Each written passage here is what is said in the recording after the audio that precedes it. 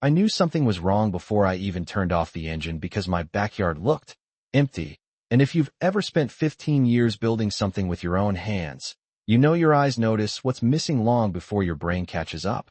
My daughter Emma was still talking about the championship game she'd just played that weekend. My wife Rachel was laughing about a terrible motel breakfast we'd survived together. Then Emma suddenly went quiet and whispered, "Dad, where's your workshop?" I looked past the fence and my stomach just dropped. There wasn't a workshop anymore. There wasn't even a wall standing. Just broken lumber, twisted sheet metal, shattered windows, insulation blowing across the grass like dirty snow. And right in the middle of everything stood a bright yellow notice attached to a wooden stake, as if somebody had planted a victory flag after winning a battle. It read, "Unauthorized structure removed pursuant to community covenant enforcement."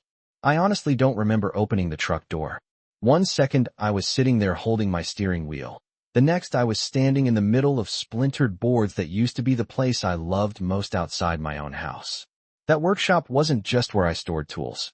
It was where Emma learned how to swing a hammer without smashing her thumb, where my son Caleb and I rebuilt an old fishing boat one summer after my father passed away, where every shelf had a story, and every coffee stain on my workbench reminded me of another Saturday morning spent fixing something instead of replacing it. Most people saw an old wooden shed. I saw birthdays, scraped knuckles, family projects, late nights, quiet mornings, and pieces of my life that couldn't be rebuilt with an insurance check. Rachel knelt down beside a crushed toolbox she'd given me on our 10th anniversary, while Emma picked up little handfuls of screws and nails, as though somehow putting them back into the bucket would make the building come back too. I reached for the notice and read it twice because I genuinely thought somebody had to be joking. Unauthorized. That word almost made me laugh. I built that workshop 15 years earlier when this entire area was still soybean fields and cattle fences, years before a developer bought up the farmland, carved it into perfect little lots, and sold people the dream of matching mailboxes and identical front porches. Back then, nobody asked permission to build a woodshed on their own land because nobody needed permission. I had county permits, inspection records, photographs from construction, receipts for every load of lumber, everything neatly stored inside a filing cabinet that had apparently been crushed beneath my own roof. The homeowners association didn't even exist when those walls went up. But facts have a funny way of becoming inconvenient once people start believing rules matter more than history. The woman leading that belief was Gloria Whitmore, president of the Maple Ridge Homeowners Association, a retired office administrator who treated neighborhood bylaws like they were carved into stone tablets. She carried a clipboard everywhere she went, measured grass with a ruler, photographed trash cans if they stayed outside an extra hour, and somehow convinced herself that enforcing every tiny regulation made her a protector of civilization. We'd crossed paths before. She'd sent letters demanding I repaint perfectly good trim because it wasn't on the approved color chart. She'd complained that my pickup truck looked too commercial sitting in my own driveway. And for nearly 2 years, she'd insisted my workshop violated community standards despite every document proving it existed long before the HOA ever held its first meeting. Every conversation ended the same way. I'd calmly explain the building was grandfathered under county records. She'd smile that tight little smile and reply, "We'll let legal determine that." Apparently legal meant waiting until my family left town for a soccer tournament before hiring a demolition crew. The neighbors later told me 2 excavators arrived early Saturday morning with a private contractor and 3 HOA board members watching from folding chairs like they were attending a parade.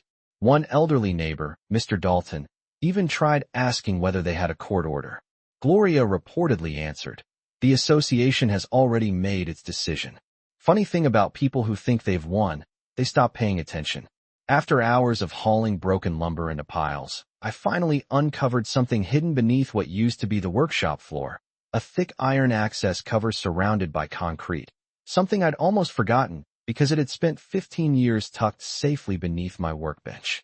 I brushed away the dust and stared at it for a long time, memories slowly giving way to another realization. Beneath that cover sat an old main water control valve connected to an easement established decades before the subdivision ever existed, back when neighboring farms shared a private distribution line across this property. The developer had expanded around it, tied the entire neighborhood irrigation network into it, and simply built landscaping over everything else. The only protected access point had always been inside my workshop. Now the workshop was gone, and so was the protection. I looked across the perfectly green lawns surrounding my house, listened to sprinklers clicking in the distance, and quietly closed the iron cover again. For the first time since pulling into my driveway, I wasn't thinking about what Gloria Whitmore had destroyed. I was thinking about what she had accidentally handed me instead. That night, I barely slept. I kept walking past the back window, staring at the empty patch where my workshop had stood for nearly half my life, replaying every weekend I'd spent inside those walls, every project, every conversation with my kids. And somewhere around 3 in the morning something finally clicked. This wasn't about revenge anymore. It was about reminding people that property rights don't disappear just because someone prints a neighborhood newsletter.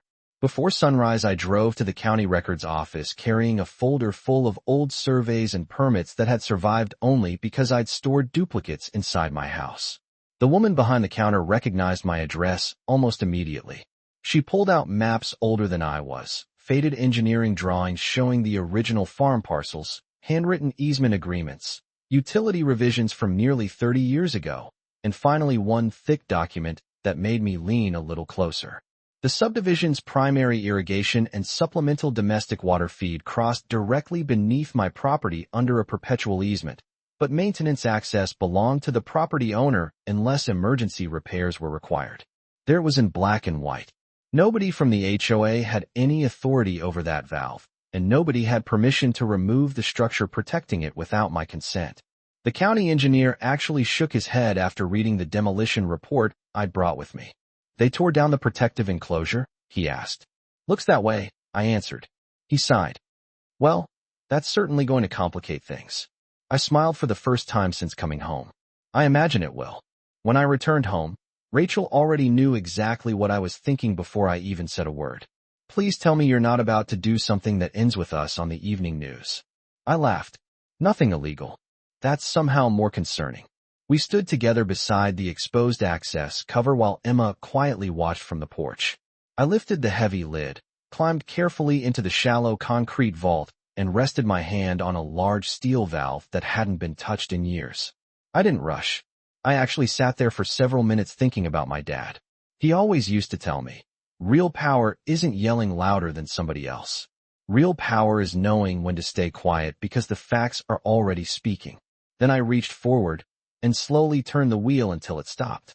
That was it. No explosion, no dramatic music, just a heavy piece of steel settling into place. I climbed out, locked the access cover, and went inside to make coffee.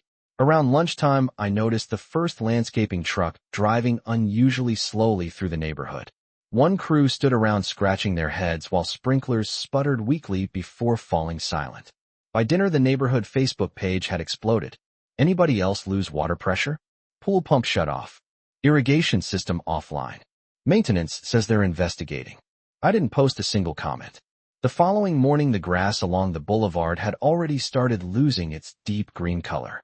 Maple Ridge had always obsessed over appearances.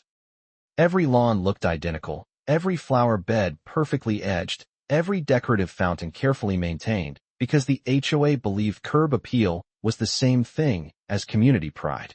Funny how quickly perfection starts fading once water disappears. Landscaping crews spent half the day checking valves they couldn't fix. Plumbers visited house after house only to confirm nothing inside the homes was broken. The municipal utility inspected supply lines and reported full pressure leaving the Main Street connection. Somewhere after that point, the problem became a mystery nobody could solve. By the afternoon of the second day, residents started knocking on one another's doors instead of posting complaints online. People who had barely spoken for years suddenly stood together at driveways comparing theories. Children complained the neighborhood splash pad had closed. The community pool announced an emergency shutdown because filtration systems couldn't operate properly. A birthday party scheduled for Saturday quietly moved to another town. It amazed me how fast people remembered what actually mattered once the perfectly watered lawns stopped looking perfect. Gloria Whitmore, however, doubled down. She sent emails blaming aging infrastructure. She accused the county of delaying inspections. She even suggested residents conserve water while technicians worked through an unexpected utility disruption. Then someone leaked photographs of my demolished workshop. Mr. Dalton had apparently taken dozens of pictures from across the street that Saturday morning. Excavators, HOA board members, contractors loading broken lumber into dumpsters. Gloria standing with folded arms watching every minute of it. Those photographs spread through the community faster than the original water complaints ever had. Suddenly the conversation changed. People weren't asking why their sprinklers stopped working. They were asking why the HOA had destroyed a building belonging to one of their neighbors while his family was away. By the third morning, I counted 6 different vehicles parked outside the clubhouse. Lawyers, insurance representatives, contractors, utility supervisors. Everybody walked around carrying clipboards while accomplishing absolutely nothing. Around noon, a white SUV stopped in front of my house. Gloria stepped out looking nothing like the woman who usually marched through board meetings correcting everybody's grammar. Her hair wasn't perfectly styled. She looked exhausted. She walked across my driveway carrying another folder and didn't even bother pretending to smile. "Mr. Carter," she began, "we need to discuss restoring water service immediately." "Do we?" I replied. "The neighborhood is experiencing significant damages. So am I. If this interruption continues, the association will pursue every legal remedy available." I looked at the empty space behind me where my workshop had once stood. Interesting choice of words. Legal remedies. Her jaw tightened. "Are you admitting responsibility?" "I'm acknowledging ownership." She didn't answer. Instead, she looked toward the exposed access cover and suddenly realized something she probably should have understood before hiring bulldozers. Her face changed completely. "That valve," she whispered. I nodded. "Used to be inside my workshop." Neither of us spoke for several seconds. Finally, she said, "Open it." I shook my head. "Not today. You're holding an entire neighborhood hostage." "No, Gloria. You demolished private property that protected infrastructure you never bothered to understand." She started listing possible lawsuits, emergency injunctions, fines, attorney fees, even criminal complaints. I listened patiently until she finally ran out of threats. Then I walked back into my house and returned carrying a thick binder almost as large as hers. I handed it over without saying anything. Inside sat photographs of the demolished workshop, county permits dating back 15 years, original construction inspections, property surveys, easement agreements, contractor estimates for rebuilding, appraisals of destroyed tools, receipts, witness statements from neighbors, and a formal proposal drafted with help from my attorney the night before. Gloria flipped through the pages faster and faster until she reached the summary. Complete reconstruction of the workshop using upgraded materials. Replacement of every damaged tool. Compensation for irreplaceable custom-built fixtures. Written public acknowledgement that the structure had been legally grandfathered. A permanent amendment requiring 30 days written notice before any enforcement action involving existing structures. Mandatory independent legal review before future demolition approvals. Reimbursement of attorney fees. Formal apologies delivered at the next association meeting. She looked up slowly. "This is extortion." I almost laughed. "No, this is negotiation. Extortion happened Saturday morning when you hired bulldozers." Before she could answer, voices started gathering behind her. Residents had followed her vehicle down the street. There must have been 30 people standing along the sidewalk by then. Parents holding empty, reusable water bottles. Elderly couples worried about gardens they'd spent years growing. Kids asking when the pool would reopen. Nobody yelled at me. Nobody demanded I reopen the valve. Instead, one woman asked Gloria, "Is it true you tore down his building?" Another neighbor held up one of the leaked photographs on his phone. "Did the board actually approve this?" Someone else shouted, "Why weren't homeowners told?" You could almost watch the balance of power changing in real time. Gloria turned toward the crowd, searching for support she'd always expected to find, but nobody stepped forward. The same people who once applauded strict enforcement were suddenly staring at the consequences of leadership without common sense. She turned back toward me one last time, her voice barely above a whisper. "What happens if I sign?" I looked over my shoulder at the empty patch of dirt where my children had spent so many afternoons building birdhouses beside me, then back at the woman who had mistaken authority for ownership. "Then," I said quietly, We start rebuilding what should never have been destroyed in the first place. Gloria stood there for what felt like an entire season. The neighborhood completely silent except for the dry breeze moving through lawns that had already begun losing their bright green color. Finally, she looked down at the agreement again, let out a long breath, and said, "If I sign this, you'll restore the water today?" I nodded once. The minute the ink dries. She hesitated, probably wondering how someone she'd spent 2 years trying to intimidate had suddenly become the only person capable of ending the biggest crisis the association had ever created. Then she uncapped her pen and signed every page while standing on the exact patch of ground where my old workbench had once been. One by one, the remaining board members added their signatures too, mostly because they had no choice anymore. The crowd didn't cheer. They simply watched, and somehow that quiet felt louder than applause. I picked up my copy, walked back to the exposed valve, lifted the heavy cover, and slowly turned the wheel until I felt the pressure return through the line. At first, there was only a deep vibration beneath my hands, then the familiar sound of water rushing through pipes that had been silent for 4 long days. Within minutes, sprinklers across the subdivision came back to life almost one after another. Fountains started flowing again, pool pumps hummed back to work, and somewhere down the street, I heard children cheering because the splash pad had suddenly started spraying water into the air. The crisis was over, but the story wasn't. Over the following months, contractors built me a brand new workshop, not because the HOA wanted to be generous, but because the agreement required every detail to be replaced or improved. The new building was larger, stronger, and better insulated than the original. It had wider windows looking out toward the backyard where Emma still practiced soccer after school, upgraded electrical service, custom cabinets, and enough space that Caleb joked I finally had room for every project I'd been putting off for years. When everything was finished, I carried one old hammer out of the box of salvaged belongings. The wooden handle was cracked, the steel head scarred from decades of use, and honestly, it wasn't worth repairing anymore. I hung it above the new workbench exactly the way it was because some things aren't valuable for how well they work. They're valuable because of everything they've already survived. As for Gloria, she resigned before the end of the year. Officially, it was for personal reasons, but everyone in Maple Ridge knew the truth. The homeowners who once admired strict rule enforcement suddenly wanted something different. They wanted board members who understood the difference between protecting a neighborhood and controlling one. Several community policies were rewritten. Older properties received formal grandfather protections, and no demolition action could ever happen again without independent legal review and direct communication with the homeowner. Mr. Dalton stopped by one afternoon while I was finishing a set of shelves and leaned against the doorway with his usual cup of black coffee. He looked around the new workshop, smiled, and said, "Funny how they spent years trying to make every house look the same. Then one little building reminded everybody why people move into neighborhoods in the first place." I laughed because he wasn't wrong. Most of us don't buy a home just for the grass or the sidewalks. We buy a place where memories can grow, where kids build things with their parents, where old tools stay on the wall because someone remembers who used them first.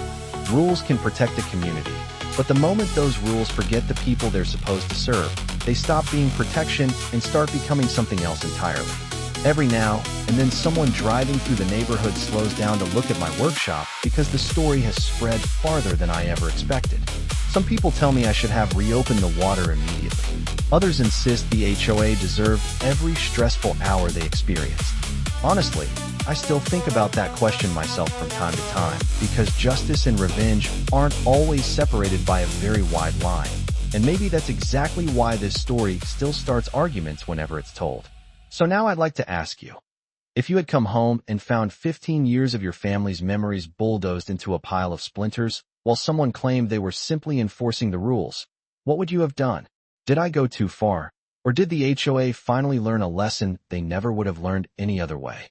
Let me know what you think down in the comments, because I'm genuinely curious where you would draw that line. And if you enjoyed this story, don't forget to like, subscribe, and share it with someone who believes common sense should always come before power.